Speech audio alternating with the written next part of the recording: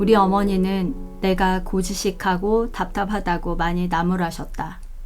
가령 심부름을 할 때마다 나는 어른들이 사용하는 서너 개, 네다섯 개, 대여섯 개라는 말 때문에 나름 곤욕을 치렀다. 혼자 결정을 빨리 내리지 못하고 한동안 갈등해야 했기 때문이다. 지금 생각하면 그런 사소한 일로 결정하는 능력을 키워준 것일까 하는 생각이 들기도 한다. 나의 고지식함으로 인해 생긴 일 중에 하나가 생각난다. 6학년 때 미술 시험 문제로 인해 나는 아주 억울한 적이 있었다. 보통은 선생님이 채점을 하시고 결과만 알려주셨는데 그때 선생님은 미술 시험지를 아이들에게 나눠주어 채점하게 하셨다. 아이들은 각자 받은 시험지를 채점하였다. 그러다가 내가 생각한 답과 선생님이 알려주신 답이 달라서 선생님께 항의했던 기억이 난다. 내가 항의했던 문제는 4개 중에 맞는 번호를 고르라는 문제였는데 아무리 읽어보아도 다 맞지 않는 말만 있어서 나는 아무 번호도 쓰지 않고 빈칸을 내었다. 그러나 그 문제에는 정답이 있었고 나는 그에 동의할 수 없었던 것이다. 정답이 된 문제는 탈은 머리에 쓴다 였다. 탈은 얼굴에 쓰는 것이라고 생각한 나는 탈은 머리에 쓴다가 정답이라고 말씀하시는 선생님께 탈을 얼굴에 쓰지 머리에 쓰냐고 반문하며 항의했던 것이다. 선생님은 얼굴이 머리라고 말씀하시고 내 말을 수용해주지 않으셨다. 그런 일이 있은 후 나는 시험 볼 때마다 마음을 놓을 수가 없었다. 대충 이해하는 어른들의 생각을 따라잡기에는 어리고 고지식한 나는 항상 불만이 많았다.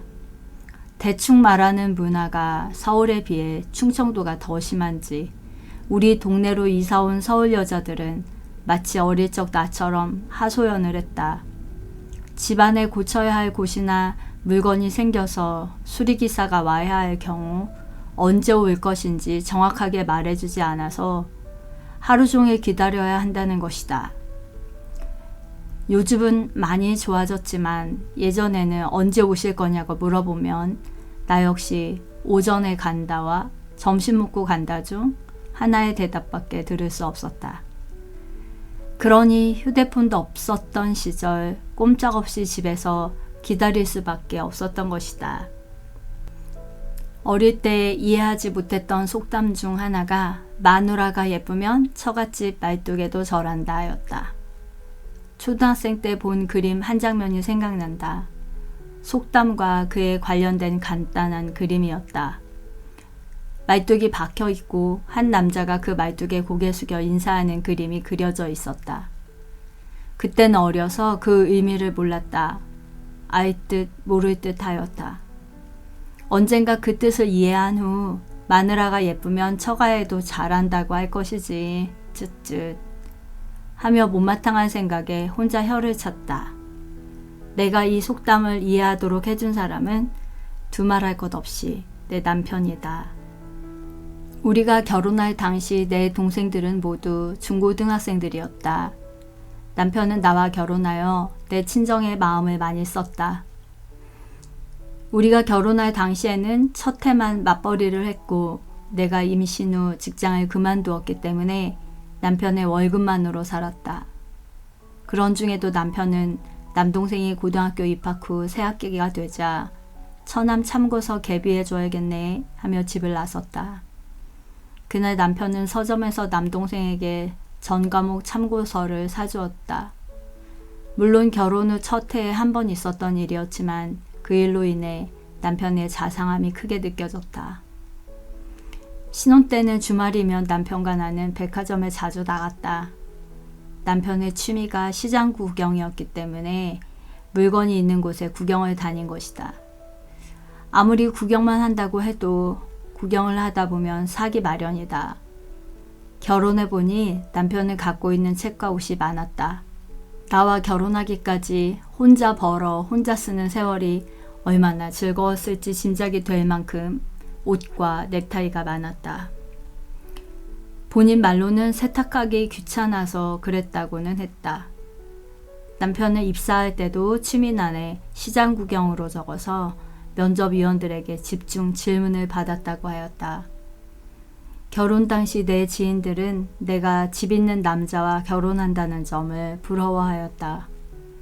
그러나 막상 결혼하니 아파트 대출금과 자동차 할부금을 갚느라 우리의 생활비는 상상할 수 없을 정도로 적었다.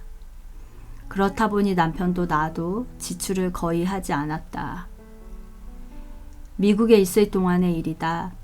일리노이주에서 운영하는 아이들을 위한 저렴한 보험에 가입하기 위해 심사를 받은 적이 있다.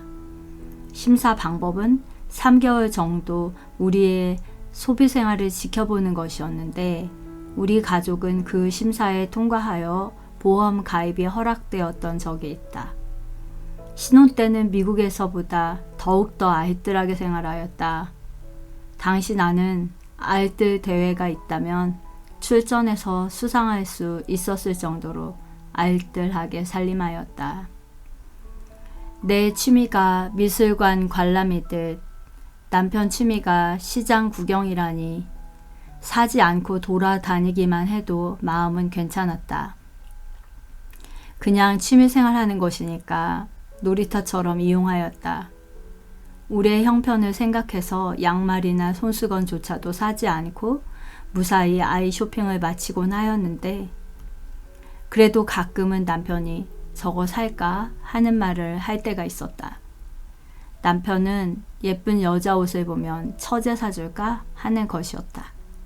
나는 임신과 출산으로 인해 예쁜 옷들과는 거리가 먼 처지가 되었으니 그런 옷의 주인은 당연히 될 수 없었다. 그러나 남편은 처제가 둘이니 여성 의류도 꼼꼼히 아이 쇼핑을 하는 것이었다. 그러다가 한 해에 한 번씩 우리 생활비에 두세 배 드는 가격의 겨울 코트를 각각 작은 동생과 막내 동생에게 사주었다. 남편은 처제들에게 옷을 사주면서 진심으로 즐거워하였다. 남편은 내 동생들에게 각각 한 번씩은 대학 등록금도 대주었다. 그리고 지금은 친정의 생활비를 성실하게 보내드리고 있다. 한 번은 교회에서 한 권사님이 사위 자랑을 하셨다. 권사님의 사위가 매달 생활비를 꾸준히 보내주고 있다고 하셨다. 모두들 대단한 사위라고 흥을 돋아주었다. 그 권사님은 더욱 신이 나서 여기 부모님께 몇십만 원씩 보내드린 사람 있어? 있으면 손들어봐 라고 하셨다. 가만히 있으려고 했는데 계속해서 손들어 보라고 하시니 나도 모르게 손이 주춤주춤 올라가 버렸다. 반대쪽을 보며 손들어 보라고 자랑을 하느라 나를 미처 보지 못했던 권사님은 손을 들고 있는 나를 발견하고 깜짝 놀라며 얼떨결에 말까지 더듬으셨다. 본인의 사이만 최고라고 생각했다가 그런 사람이 가까이 또 있으리라고는 생각지 못하신 듯 제법 놀라셨다. 놀란 건 나도 마찬가지였다. 내 남편만 잘하는지 알았더니 그런 사람이 또 있구나 싶었기 때문이었다. 그 권사님의 사위도 아내가 예쁘니 권사님께 잘하는구나 라고 생각되었다. 아내가 예쁘면 처갓집 말뚝에 절하는 것은 남자들이 여자보다 통이 크고 순정적이기 때문이라는 생각이 든다. 신랑이 좋으면 시댁 말뚝에 절한다는 속담이 없는 것을 보아도 남녀의 차이를 생각해 볼 수 있다. 내가 결혼할 때 나보다 먼저 결혼한 언니들이 내게 조언을 해주었다. 결혼식 때 신랑이 결혼식장에서 도와주는 도우미들에게 팁을 많이 주지 못하도록 돈 관리를 신부가 하라는 것이었다. 팁은 신부가 알아서 주는 것으로 정해서 2번 주지 않도록 신랑을 조심시켜야 한다는 것이다. 현금을 신랑에게 맡기면 팁을 터무니없이 많이 준다는 것이다.